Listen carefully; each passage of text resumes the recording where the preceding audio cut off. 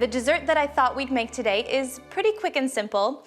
It's a Galician recipe which dates back to the 1500s, the times of one of Poland's greatest queens, Queen Anna Jagiellonka.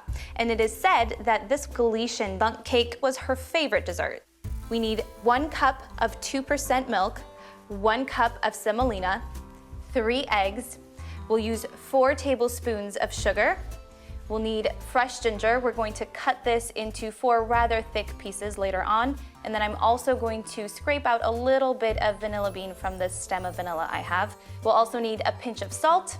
We'll need 1 teaspoon of cinnamon, a 1/4 cup of dried fruit. I'm going to use raisins for my bundt cake. And then finally, we can't forget, we also need a tablespoon of honey. Bring the flavors and traditions of Poland home with Polana. Shop Polana.com to have your favorites shipped right to your door anywhere in the U.S.